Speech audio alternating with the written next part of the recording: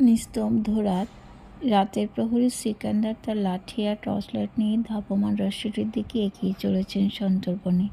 জীবনের আজ অনেকটা সময় তিনি এই পেশাতেই কাটিয়ে দিয়েছেন। ভয় বা কোনো প্রতিবন্ধকতা অনুভব করেননি কখনো।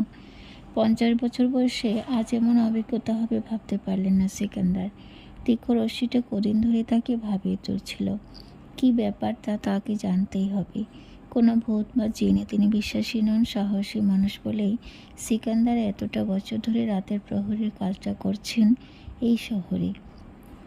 ব্যস্ততম অ্যাপার্টমেন্ট, কারখানা আর অভিজাত এলাকাটা রাতের নিস্তব্ধ ভুতুড়ে পরিবেশে পরিণত হয়।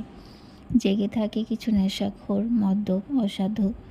সিকান্দার পাহারাতেই অলিগলি পেরিয়ে চোরদের একটু সজাগ করতে যে একজন পাহারাদের এখনো ঝিমিয়ে পড়েনি। সহযোগী হিসেবে রাসেল ছিল এতদিন। গত পরশু বাড়ি গিয়েছে। ঈদ উপলক্ষে ছুটি কাটাতে গেছে সে। সিকান্দারের তাই যাওয়া হলো না। পুরো এলাকাটা এখন খাঁ খাঁ করছে।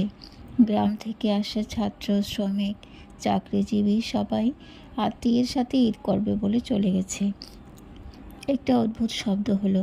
ঠিক কিসের শব্দ বুঝতে পারলেন না সিকান্দার। ওই আলোর ঝলকানি আবার অন্ধকারে জ্বলে ওঠে, পুনরায় নিভে গেল। লাইট পোস্টের আলো থেকে অনেক দূরে, রাস্তা থেকে 100 গজ উত্তরে এই জ্বলন্ত স্ফুলিঙ্গের বিচ্ছুরণটা দেখা যাচ্ছে 2 দিন ধরে। ঠিক কোন নাম্বারের বাড়িটা বুঝতে পারছেন না সিকান্দার, তবে আধো আলোয় আবছাভাবে বোঝা যাচ্ছে কোনো ফ্ল্যাট হবে নিশ্চয়ই। সিকান্দার ধীরে ধীরে এগিয়ে যান। শাঁ শাঁ করে কানের পাশ দিয়ে বাদর উড়ে গেল। একটু উপর হয়ে গেল সিকান্দার। গতকাল ওই আলোটা উদ্দেশ্য করে হাঁটার সময় বাধা হয়ে দাঁড়ালো একটা কালো কুৎসিত বিড়াল।